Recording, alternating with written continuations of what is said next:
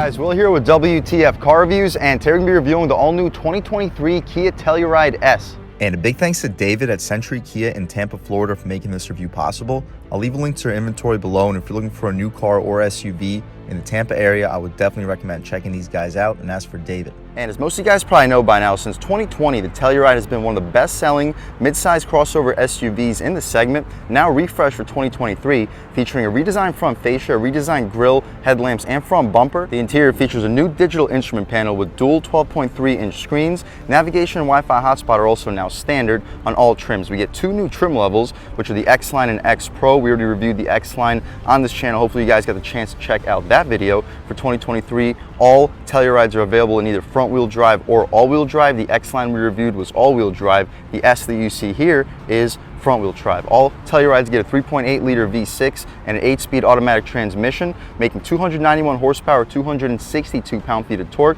which can do 0 to 60 around 7 seconds. The 2023 Telluride starts with the LX trim at $35,690, which is an absolutely absurd value, coming standard with forward collision alert, blind spot monitoring, rear cross traffic alert, lane keep assist, lane following assist, and rear parking sensors are standard. We get smart cruise control with stop and go, standard navigation with 12.3-inch dual screens, Apple CarPlay, Android Auto, 3-zone climate control standard on a $35,000 LX trim level, smart key, smart access with push to start and remote start. We get LED headlamps and 18-inch alloy wheels, so a loaded vehicle from the factory at the LX trim level. You can upgrade almost $2,000, about $1,900 to the S trim, starting at $37,590, which is an even more absurd value considering now we get 20-inch black and silver contrasted alloy wheels, roof rails, wireless phone charging, second row captain chairs, heated front seats, and a power driver's seat. So with a base price under $38,000, absurd value. What else do we get for that money?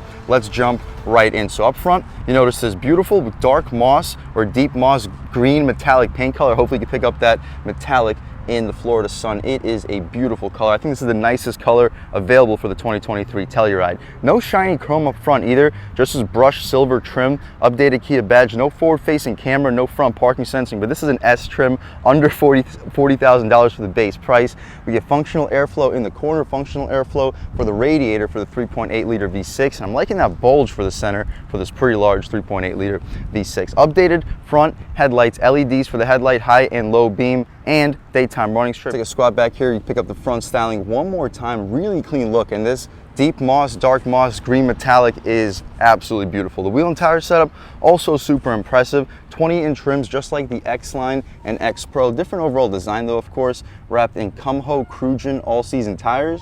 Dimensions being 245/50 R20. Beautiful rims overall. We only get front-wheel drive, unfortunately, but the plastic cladding should help prevent some of the rock chips for this beautiful green metallic paint. Brushed aluminum for the rocker panel side skirt area, smart access for the driver and a front passenger. LED turn signal on the glass. We don't get the camera mirror like we had on the X-Line that we just reviewed in this channel with the blind spot cameras on the dashboard or on the gauge cluster, but we still get blind spot monitoring. The glass fills up the entire frame. No shiny chrome anywhere on this SUV. Brushed aluminum for the window trim, blacked out B-pillar solid tints for the rear. We can get a quick look at the window sticker for the 2023 Telluride S V6 with front-wheel drive. Dark moss exterior color, black interior, standard features for a LX trim level at $35,600. You can pause, see everything that's available. I'm telling you, it is loaded with features for just the LX trim. The S, it's a couple $1,000 more, less than a couple $1,000, $1,900 more. You get 20-inch rims, roof rails, wireless charging, second row captain chair, power driver's seat, heated front seats, and a leather trimmed shift knob. $600 for the sunroof pack, LED interior lighting, $50 for the cargo net, $115 for the cargo tray, $350 for the auto dimming rear view mirror with garage home link settings. We'll check that out in the interior. So $38,705, $1335 for the destination or inland freight and handling fee. Total vehicle price sitting at $40,040. Fuel economy, it's better than the all-wheel drive X-Line we just reviewed in this channel. 23 combined, 20 city, 26 on the highway. Out rear, we get a push-to-open gas cap, no easy fill, but you can just unscrew and rescrew your gas cap. The same wheel and tire setup, the only difference is a smaller brake caliper. Out rear, we get rear parking sensing on all 2023 Tellurides. Taillights are also updated, LED for the reverse light. Shout out Century Kia in Tampa, Florida for making this review possible. Updated Telluride badging out rear. We don't get the badging up front anymore. Updated 2022 2022 Kia badge. The badge was updated for 2022. Of course, this is a 2023 Telluride. Out rear, we have our tow hitch with a plastic cover over it. About 5,000 pounds for the towing capacity. The X-Line and X Pro can tow up to 5,500 pounds. Dual exhaust outlets. I kind of wish we had a single outlet on both sides, but still the dual tips. Speaking of the tips, let's fire up this 3.8 liter V6 and hear how she sounds.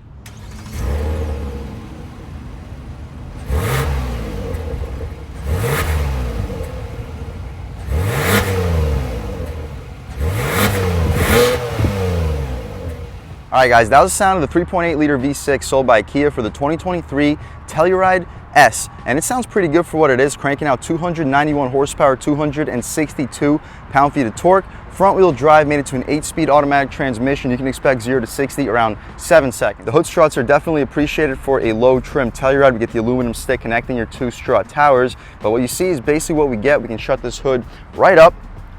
Pretty good resistance too for those struts, but front styling you can check out for one last time. As far as the interior on this S trim 2023 Telluride, it's impressive. You get the updated screens, updated interior overall, smart access one more time for the driver and the front passenger. The materials out front are soft touch up top, no wood trim, but I like this grain plastic trim with the aluminum for the door handle and the aluminum trim down beneath. Hard plastic for the center portion, but we get gushy soft for the armrest. Auto One Touch for all four. No dual pane windows for the lower trims on the Telluride. The EX and up gets dual pane windows, but the S trim does not get them. No Harman Kardon sound system either, but it says Telluride on the speaker. Two speakers on the door panel. Massive storage. You'll fit your 3-4 footlongs and a 16-ounce water bottle to wash it down. Little door plate as we step inside. The seats are Syntex, very well bolstered. Perforated, heated seats, not cooled seats, but wouldn't be expected on a low trim. Lumbar control, you can recline, drop, lift, and slide for the driver's seat. It's a manual seat for the passenger. But taking a step inside, we can really see what we got going on. So very quiet in the interior still. Engine start, stop, everything fires right to life. So of course the 12.3-inch dual screens is the first thing we notice, but the steering wheel, pretty thick, great 10-2 bolstering notch, 9.3 fits great. We get 3 spokes down below. We get a 6 o'clock spoke if you want to be reckless with your hand on your lap. We'll turn these vents down so you guys can hear a little bit better, but the horn area has this faux stitching material. The horn itself, pretty aggressive sounding horn, not the most aggressive, but people should still be getting out of your way. On the left side of the steering wheel, volume and skip controls, voice commands, AM, FM, and Sirius. You can hang up and answer your phone calls with your favorites right next to it. These buttons control your little infotainment cluster. Active steering assist with radar cruise control with stop and go. Great features for a low trim. It's available on all Tellurides. This little infotainment screen, we have a digital speedo and digital gauges to the right side. You can see your drive info, sense refueling, accumulator info, auto stop, and our compass, which also turns into a turn-by-turn if the navigation is hooked up. Tire pressure, you have to be driving to see, and our little radar cruise control screen overall. My personal favorites to look at all times would probably be the compass on the left, as we mentioned, speedometer on the right side. We get a tach. When we put the car into sport mode, let's see if anything changes up. So right now we're in sport, everything turns red on the outside. The gauges are a little bit different compared to the SX X-Line we just reviewed in this channel. Of course, check that video out if you want to see the differences. Auto headlamps and auto high beams, no auto rain sensing wipers, but wouldn't really be expected since the SX X-Line that we just reviewed also didn't have them. Interior brightness, hill descent control, and you can disable your traction control. Fuse box, hood latch release, you can get a good look at your pedals. We get a floor mounted accelerator pedal for the 2023 Telluride. Pretty cool. The 12.3-inch touchscreen, as we mentioned. Behind that, we get soft touch for the entire dashboard. The touchscreen has great response to it. The map, let's see what we got. We can hide this away so we get a full screen map. Very high resolution, just like all the other Kia and Hyundai cars. Solid response too, very similar to like an iPhone. Impressive screen. You can go to the home screen, see everything that's available, navigation menu, phone, projection, voice memo, climate, and on this media, Kia Connect, user manual, all of that. We can go right back to the home screen. My personal favorite to look at all times would be the map. We get more of that grained plastic trim underneath it. The air vents flow nicely throughout this entire interior. Shortcuts if you don't want to go through the touchscreen. The volume dial and skip dial, tune dial has a very high quality resistance feel to it. Dual zone, tri-zone actually climate control. The rear has its own climate control, heated front seats, USB-C port, and a 12-volt. We get a wireless charging pad too. This is a loaded vehicle under $40,000. It's actually ridiculous how loaded it is. 8-speed transmission, leather shift knob for the S trim. Also, you wouldn't get from the LX. You can take a quick look at the backup camera. The resolution is excellent. Not quite as nice as the SX X-Line we just reviewed. We don't get a 360 either, but we get guidance lines and trajectory, different camera views. We can check them out. You get a little over-the-top trailer hitch view, which is nice if you want to line up your receiver to the hitch. But this is my personal favorite. We get rear parking sensing, all very cool. You throw it back into park, we immediately return back to the home screen. Manual shift controls. In the improper direction, you can upshift and downshift. We do not get paddle shifters on the Telluride, at least not for the S trim level. We get some storage with some cup holders behind it, pushy things to keep your drinks in place. Drive mode select. We have Comfort, Eco, Smart, and Sport. We'll start the review off in Comfort, transition to Sport, and just see what the differences are. Auto start stop, we can disable for the purpose of this review. Electronic parking brake with auto hold. You can turn off your parking sensors too for one reason or another. The armrest is gushy soft, stitched with white contrast stitching. Massive amount of space. This cubby will fit like 5 or 6 iPhone Pro Maxes if you stack them on top of each other. Massive storage in here too. We don't have that hump for the USB-C port like we had in the SX line, so we have even more space in the center console. I'd expect you to fit 5, possibly 6 2-liter bottles of soda in there. That is absolutely massive. The glove box, we can pull this latch. It is damped, not lined with felt like it was in the SX line, but still just as massive. You'll fit 25 license plates. Should fit 2 pairs of shoes because of the width. Auto dimming rear view mirror with 3 garage home link settings on it. That's a $350 option. Compass also on the mirror. We don't get a rollover warning on this vehicle, which is pretty interesting. I wouldn't be hitting any high-speed twisties if I were you. We get our sunglass holder, interior light, which is LED. It's part of our optional package. Kia Connect emergency services, sunroof or moonroof. I know you guys have been in the comment section letting me know that a sunroof is a removable panel of glass that you hide away in your vehicle, whereas a moonroof is attached, fixed to the roof. So there are differences. We can see if it goes out any further than this. It does not. We'll poke our way out of here. It's a beautiful day in Tampa, Florida, sunny and 88 degrees according to the Telluride S that we're currently in. We can shut this moonroof right up, and we'll leave the shade open so when we hop out back, you can see how much light is brought into the cabin. But that's about it for the front seat of the 2023 Telluride S. It's an impressive vehicle. Keep in mind, the base price is $37,500. Absolutely ridiculous. After destination, it's closer to about $38,000, $39,000. After a couple $100 in options, $40,040. Out rear, we can take a quick look at the materials. So up top, we have hard plastic, to be expected considering the price point. Grained plastic material underneath it, aluminum trim with the aluminum door handle, gushy soft at least for the armrest, auto one touch out rear. We get 1 speaker, no 2 speakers like we did on the SX line, but it's still a pretty decent sound system for a base. Solid storage, you'll fit a foot long or a 16-ounce water bottle in there with no issues. We get to check out the back seat. Well, before we do that, let's lift the third rows up because we already know that it's gonna be tough to do so afterwards. Okay, we know we're gonna go in there in 1 second, but second row seat, we'll check that out first. We can take a step inside. I'm a little bit over 6 feet tall. We can move the front or the back seat back a little bit because it is fully adjustable. Shut the door, and I have a ton of space back here. Easily 5-6 inches of knee room, plenty of room for my head. I have at least 2-3 inches for my head, and we have air vents to blow directly into your face. Third zone climate control, as we mentioned. The interior light is LED. Out rear too, mat box behind both of the front seats, hooks behind both of the front seats too, USB-C ports behind both of the front seats. 2 cup holders, good location for them. You get a grab handle, which should help passengers get inside, and a hook if you're a working man, you can hang up your suit.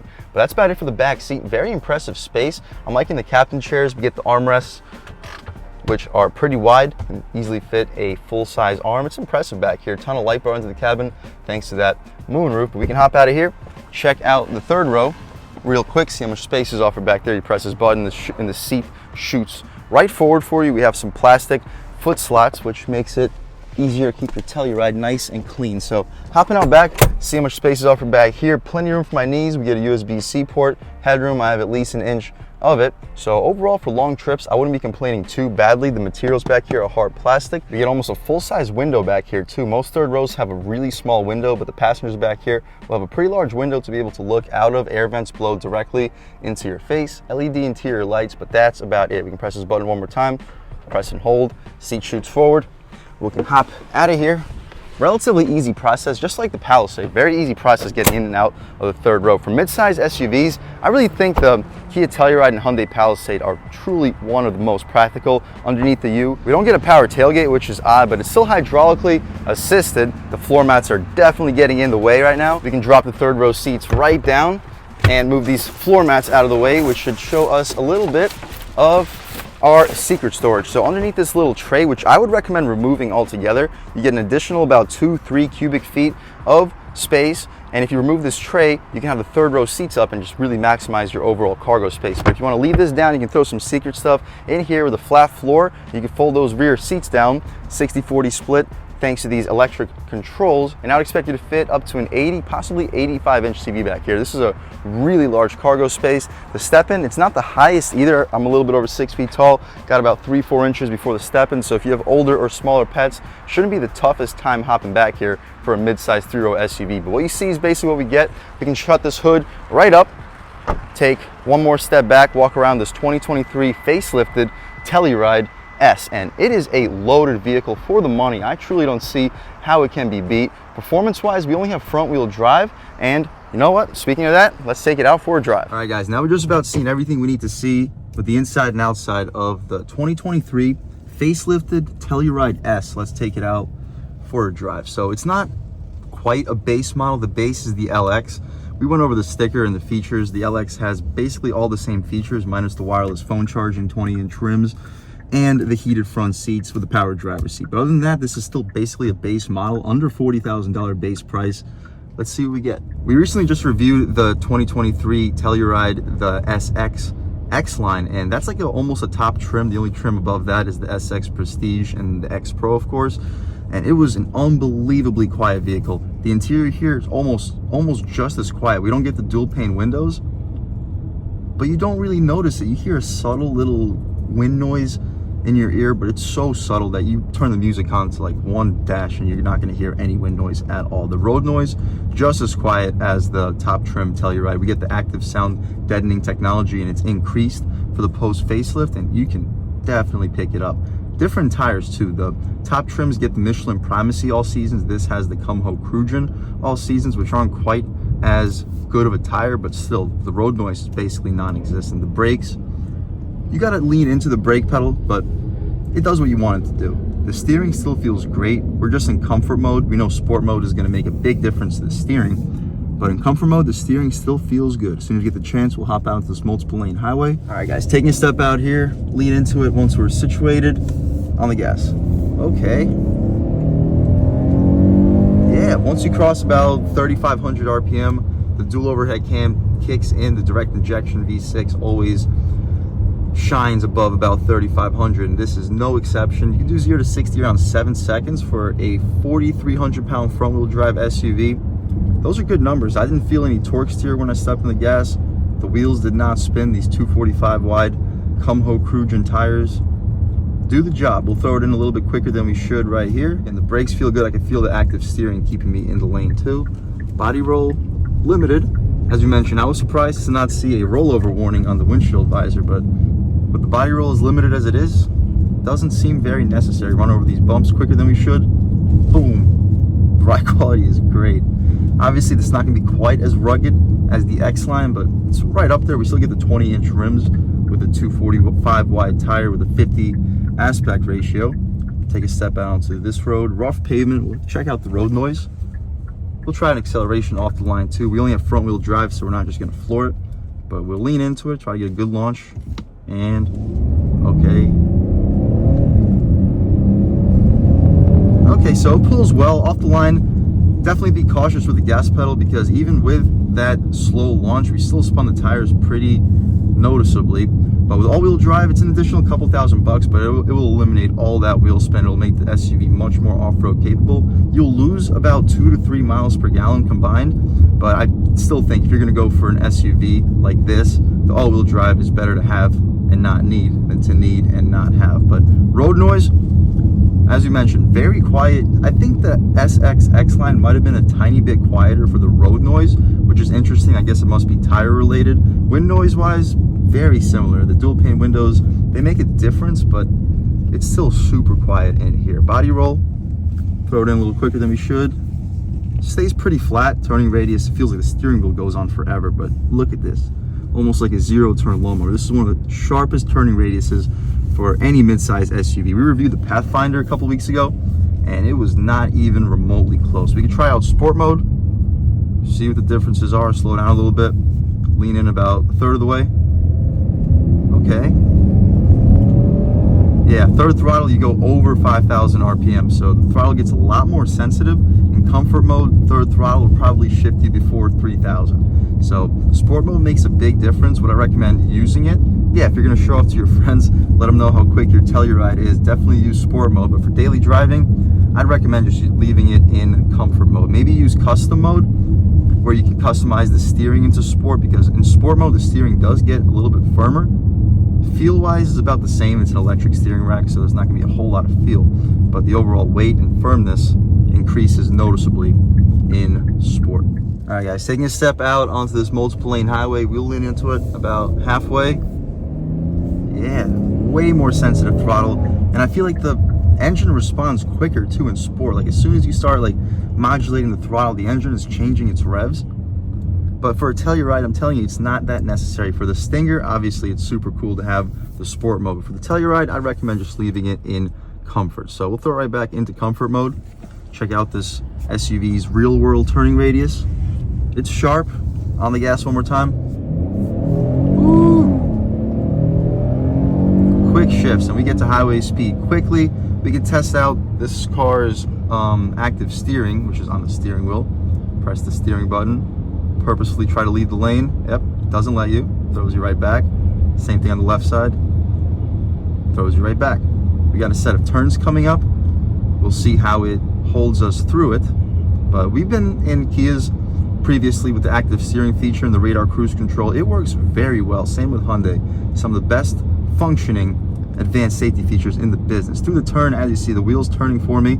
It's yelling at me to keep my hands on the steering wheel, but it's still taking me through the turn pretty well. But we'll turn this feature off and just finish the turn ourselves. It's a little bit safer this way in my opinion. But overall, you're looking for a 3-row SUV.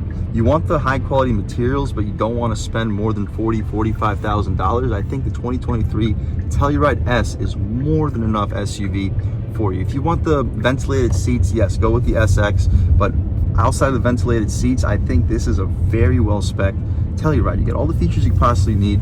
Wireless charging pad, you have a power driver's seat, basically leather seats. They're Syntex seats, but they feel almost like leather. Perforated, heated, not ventilated, but you still get the heated seats. So, and for the most part, this is a loaded vehicle. The backseat passengers have all the space you could possibly want, air vents, third zone climate control, and you even have a functional third row for full-size adults. There's really nothing wrong with this vehicle, and for the money, I don't see how you can beat it. And a big thanks to Century Kia in Tampa, Florida for making this review possible. I'll leave a link to their inventory below. And if you're looking for a new car or SUV in the Tampa area, I would definitely recommend checking these guys out. And huge thanks to all of you for watching. I had a great time making this video. If you're new to the channel, please subscribe. If you've already subscribed, thank you so much. You guys know the channel is just not possible without you guys. And I really appreciate all the constant support. But again, if you haven't subscribed yet, please subscribe. Leave a like too. It really helps me out, the YouTube algorithm. That's how these videos get promoted to new people. Leave a comment. Let me know what you like. Let me know what you don't like. Leave a comment. Let me know if there's any specific cars, SUVs, or trucks you want to see reviewed on this channel. And I'll definitely try getting those videos for you ASAP. But other than that, again, thank you guys so much for watching. And I hope all of you have a great day.